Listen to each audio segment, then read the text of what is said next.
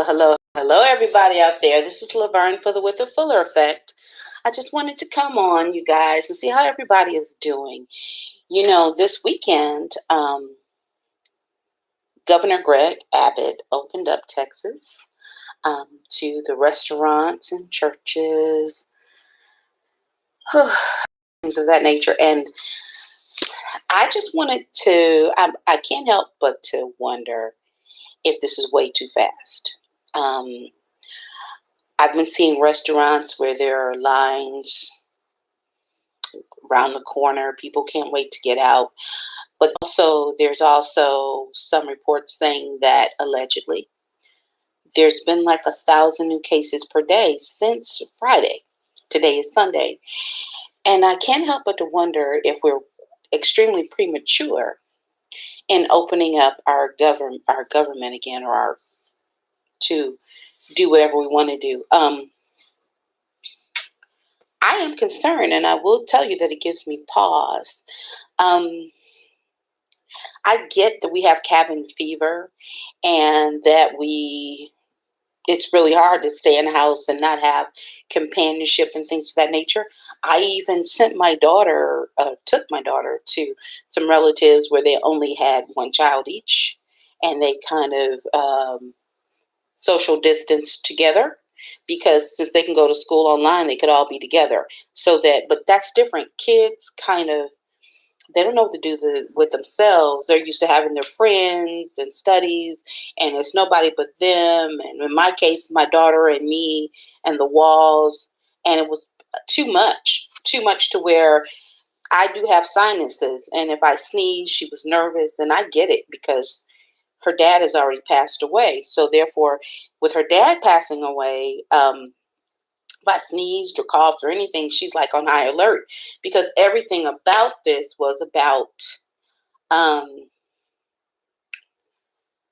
literally death and dying. So I sent her over with some of her cousins, and she was able to social distance and enjoy, and some of her big cousins who literally she's the age of their kids.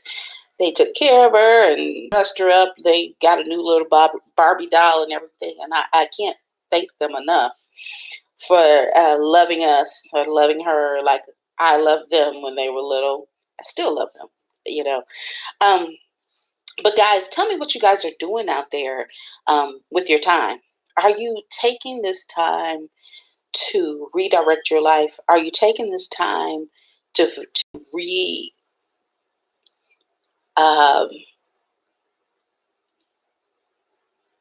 to get yourself back in acquaintance with your passions, your gifts? See, I don't think that God shut this down any for no specific reason. I think that we had gotten so far away. Families no longer sat together for dinners. Husbands and wives didn't spend time together. We barely know our kids. We work, we come home, and we cuss out the teachers when they say our kids did something, and we go buy our kids something. Now we're cooking together. Now we're eating together. Now we're having to sit with our kids and do homework. I don't think that's by happenstance. You know what I'm saying? I think that it's a necessary evil that had to occur. Not being able to walk into the church house. How many of you guys have opened your Bibles and prayed and read with your families? If you haven't, you need to do so, because the Bible says you need to hide the word within your hearts, because there will come a day that you won't be able to do it publicly. Are you just sitting around eating and cooking? And if you are, I hope you get some good recipes. Or are you taking the time, like I'm getting myself acquainted with one of the ladies is Tabitha Brown. She does vegan. I'm not a vegan, but I've thought about it for quite a while. So now I'm starting to download vegan recipes and things of that nature, to think heavier, to think more strongly about the vegan lifestyle. And here's the thing of the matter. If you pay attention, a lot of the food manufacturers were closed. The meat manufacturers were closing down because Trump said that Well, let's rewind all the way back. A lot of the meat manufacturers were closing down because of the COVID. A lot of their employees were getting struck with it. And then Trump came back and said they could not close down. Now, I don't know about you. I can only speak for myself, but that makes me say, I better back up on this meat thing. Now, I don't eat a lot of meat. I really kind of gave up pork a long time ago. Every now and then, I might have some. I gave up chitlins a long time ago. Yes, chitterlings was one of my favorites that I grew up with, but I gave that up a long time ago. And then I got away from the pork, and I accidentally bought some pork at the grocery store, and I didn't pay attention to the label, and when I bit into it, I knew right away I couldn't eat it. So I've gotten away from that. Um, and so I think I'm gonna kind of get down a little bit. But I want you guys to go back to the 70s and 80s before all of this. I remember watching television. One of the shows, namely, was Good Times. And I remember always that it was a big deal if they had steak or some type of major meat, because their budget did not allow them to have meat every day. They had beans, they had whatever vegetables that they could afford. And I remember this so vividly because my father and his brothers had a trucking company. They were most prominent black businessmen in several states at that time. So going in there having a steak wasn't a big deal. And I remember thinking when I watched Good Times, ooh, somebody's a real good writer. They don't eat meat. They don't eat steak. They don't eat shrimp whenever they want to. Come to find out years later, after I left home and got to college and met other people, I found out that this indeed was the reality for a lot of people. And I think that we've kind of gone back to that time. But I think we might have been a healthier society at that time because we didn't take in all of the grease and all of the unhealthy stuff. We had portion control and other things like that. I think that this time of COVID-19 takes us back there. I'm hoping that we are using common sense. I saw a lot of people out there that weren't using masks or covering up, and that was so concerning to me because, guys, they don't have this thing under control. And if you're running out there and they haven't, not only do we not have it under control, there's a significant amount of people who have been tested, and we're no longer masking or no longer gloving, and we're just running out there willy-nilly. And I do have my concerns. I want everybody to be safe. I want everybody to be happy and healthy. I want you guys to tell me what you're doing with your time out there. What skill are you picking up? What hobby are you picking up? One of the things that I did too is I have a pretty nice sized backyard. So I went and got the croquet set, and the badminton for my daughter and I, so we can go outside and play ball. And we just got a regular ball, so we can play some dodgeball and tag or whatever it is. Utilize what we have so that we are not just sitting down being dormant and everything. And I even started going back and listening to music, different artists, and seeing who's out there. I've fallen in love with this guy by the name of Duran Bernard. I mean, you're talking about a sensational, phenomenal singer. I mean, like a real true singer. I'm into real true singers. Because if you don't know about me, I was an entertainer for a very long time. And I wrote my own music. I wrote my own songs. I was in the studio producing my own stuff. I just stopped singing. It's crazy. My mom passed away and I just stopped singing. I can't tell you what that was about, but I just stopped singing.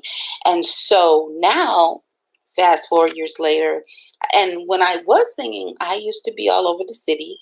I had a good little following. I used to go to I don't know if they even do it anymore, the music symposiums, radio record conventions, and all that stuff. Meeting people, making connections, all that stuff. I was really into it day and night and day. That's I lived and breathed writing and singing songs. And so here now, I've allowed myself to open myself back up to.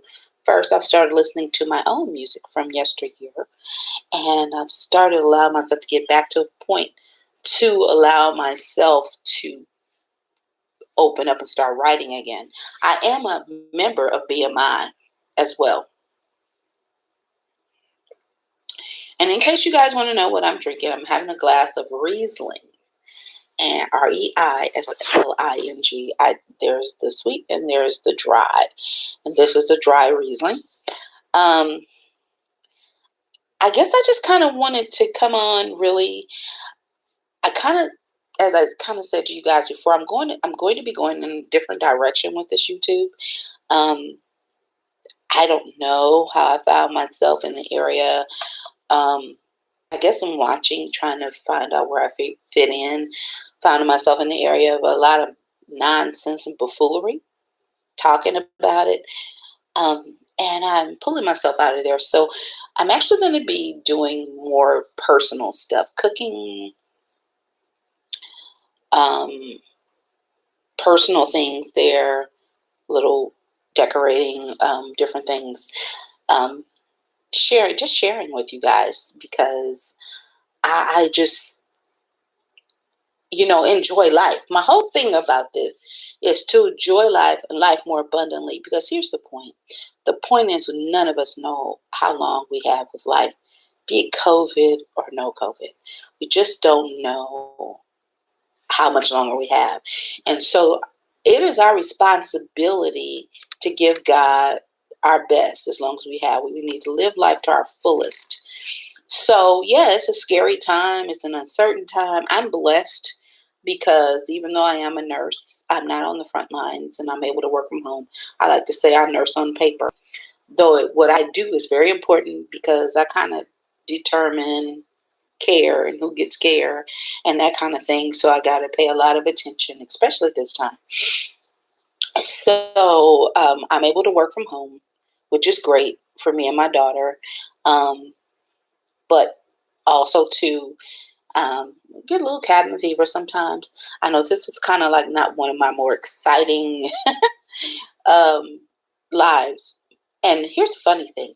The last time I came on live, guys, I didn't realize I was actually live. I thought I was just recording. And so I saw some little comments. And when I saw them, it kind of startled me because I didn't know what to do because I didn't realize I was live. And so now that I realize that I'm actually really live, you guys, when you see me, go ahead and comment. I promise I'll comment back. But that just tells you when I jumped into this thing, it's like, hey, I'm going to do this thing, jump in. So now I'm sitting down also and I'm taking it seriously and I'm taking the time. I do have StreamYard.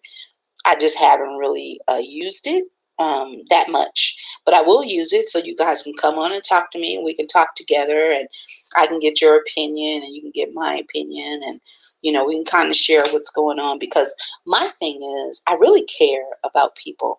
I really care about all of you guys. I really care that everybody's okay. I'm hoping to enrich somebody's life as I continue to enrich my own. I'm even thinking about, because I have a background in music and writing and producing and the whole 9 yards, I'm really thinking about having some musicians on. We can stream live and we can kind of judge each other and help push each other to the next level. I'm 54. I don't know that I'll be ever stepping back out on stage. Maybe something, but not trying to pursue a whole big thing. But I know the business. I know it. I took my time to study it like you would go to college, and I studied it. There may be some things that have changed, but not that much. I know good talent when I see it, and I know how to cultivate good talent out there.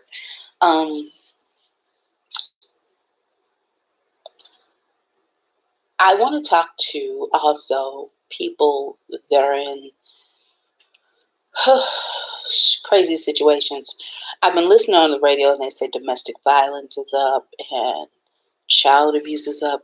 Guys, if you need to get away, get away. Go to the nearest shelter or call the police and get out of there.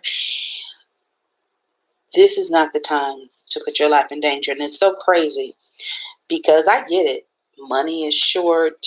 People around, people in a very small proximity, and there's so much craziness going on. I want to stand in the gap and say that somebody loves you, somebody cares. I love you and I care. And I don't have much, but I say it every time. If you don't have food, if you're in trouble, call me. I don't have a lot, but what I have, I'm willing to share. I'm going to tell you a story. I know I always tell stories. But as you know, I was with my husband for 18 years. We were married for 16 before he passed away. Now, my husband had been a trucker. I made a mistake last time. I said 19 years. Well, it was actually 29 years he was a trucker. And so he wound up being a dialysis patient.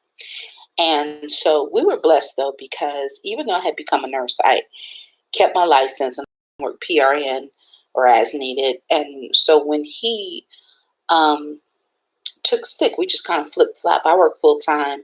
He could do whatever. But I remember the insurance that I had. The insurance that I had was pretty good. So once you met your deductible, which was $3,000 a year per family, we didn't pay for anything else for the whole year. No co-pays for the doctor's office, nothing for prescriptions or anything else. So fast forward to the next year. I went to fill his prescription at the very beginning of the year for this one medication he had to have. He had to have this medication in order to eat. Okay. So when I went to pick the prescription, the pharmacist says that would be $1,206 and some odd cents. And I remember laughing, like belly roll laughing. I said, okay, now that you're not playing, how much is a prescription? He said $1,206 and some odd cents. Now that was one of about 7 or 8 different medications my husband was on. And that was per month. And I'm like, oh, okay. So I was like, wow. I said, well, hold that. So I knew that he had been on dialysis, and I knew how much dialysis cost, and I knew we had a primary and a secondary insurance. So I called the dialysis company, and I said, send his bills through right away. And they sent them through right away. So therefore, with that, we met our deductible, and I didn't have to pay out the $1,200 some odd dollars. But it made me understand, and it made me think about those people out there that are sick, that are in trouble, that can't afford to pay for their medications. There are people right now that are having to decide between, do I pay for my medicine, or do I pay for my rent, or do I buy groceries? Guys, we can't live like that. We can't live like that. It's a devastating thing. I'm grateful. We were in such a way that when my husband was doing good and doing great, we saved, we did the right thing, we worked as a team, that when we made that transition, it was kind of like a seamless transition because we had money in the bank and we had insurance and other things like that. But everybody does not have that. Everybody doesn't have that. And that's like a really serious thing. So I'm imploring you that if you don't have everything you need, please speak up. Please tell somebody something so somebody can give you some help. But this also brings me to the Bible says, to whom much is given, much is required. So when is reaping season and sowing season?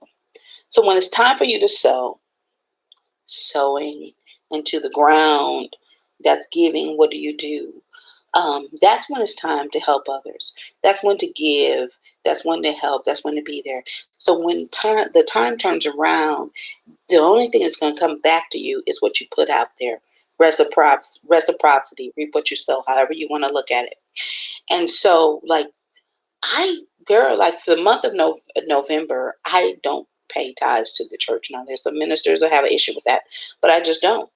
I take every dime and I take it to the missions, or I buy all the canned goods, turkeys, whatever, generally all the turkeys, so people can have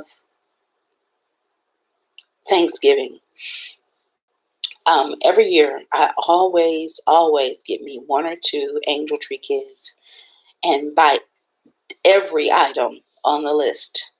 And I'll tell you, I've never been at a place where I've needed, and I thank God for that.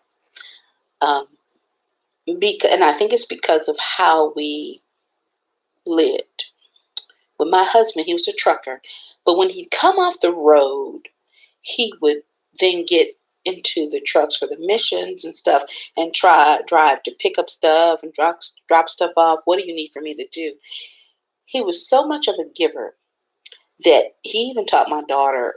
My daughter could not sit down and eat breakfast before they went outside and fed the birds. And this is something he said that his mother taught him. We gotta, in this time, I know it's self-preservation, but we have to make ourselves concerned for one another.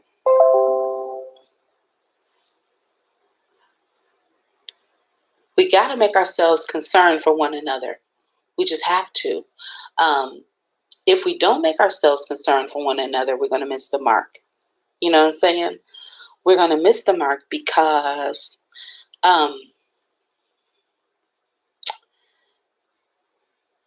making sure that me personally is okay and nobody else is okay, I don't even think God is pleased with that. That's selfish.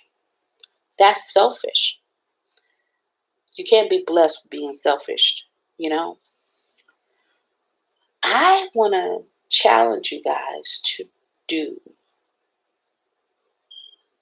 something different while we're in COVID, to pull back, change something about yourself. I jumped in with the blogger Troy Allen out of Detroit, homeboy. I'm from Toledo, Ohio. I now live in McKinney, Texas, but I was raised in Toledo, Ohio, which is right up the highway. And Troy is walking for certain reasons, and I'm not going to talk his business. And I put myself back in the exercise. I put up my Zumba, and I've been doing my Zumba. And I've been trying to walk at least 10,000 steps every day. And I've been doing pretty good with it. I found out that by the time I run around my house a few times cleaning and do everything I do, 10,000 steps is really easy to get, because I'm one of those people that every weekend we move all the furniture and we clean the whole house, wipe down walls and everything. Yes, every Saturday morning we get up and do that. So I believe too, my daughter was so excited that she did not come home until Sunday this week, because she did not have to do all the excess cleaning and carrying on. And that's just me. You know, when I first got married, I didn't own a mop. I didn't own a mop because I used to get on my hands and knees and scrub every inch of the floor.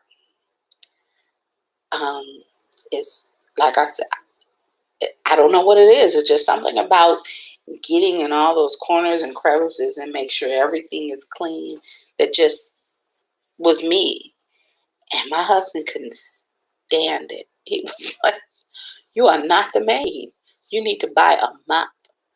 And so I did, but it wasn't that.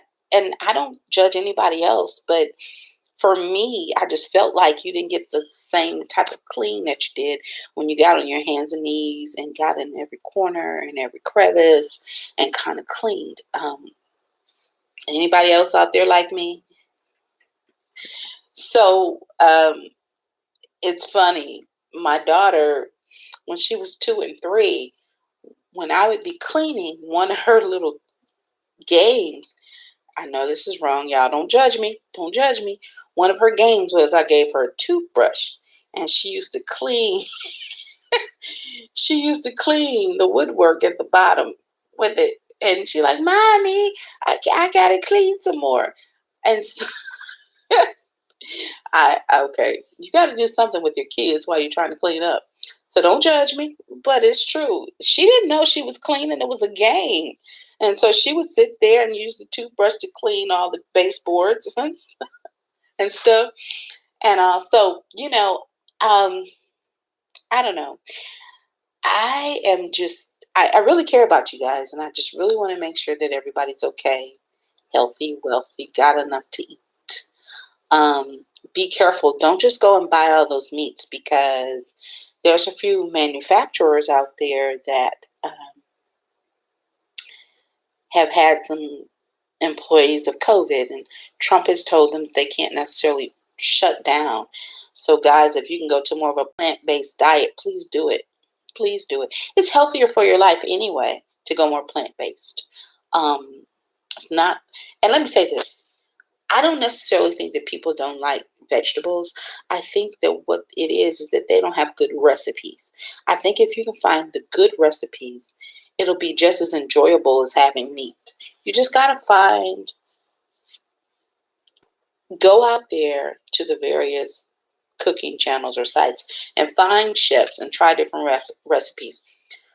When you find the chef that meets your palate, you'll be able to take their recipes and you generally will enjoy mostly what they do. Not every chef cooks to meet your palate. And if that chef does not cook to meet your palate, you'll never find a recipe that satisfies you. One of the chefs that I really, really love is Aaron McCargo Jr. He used to be at the Food Network. I think he's got some of his own stuff now, but I found that his cooking just totally meets my palate. And so just do that. Try different chefs. Try, try Tabitha Brown. Try different stuff, because, guys, we got to take this thing seriously. We have to take this thing seriously, because we're in a trying day. We're in a day that we've never seen before.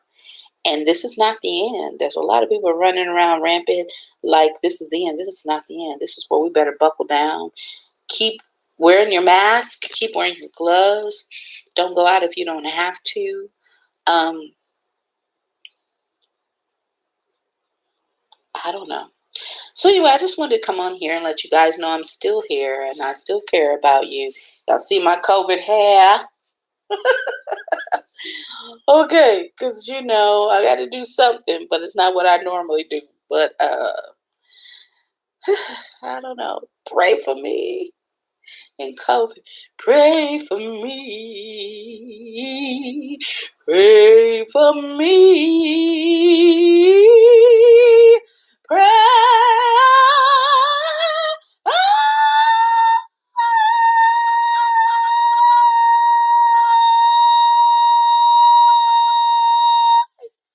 For me.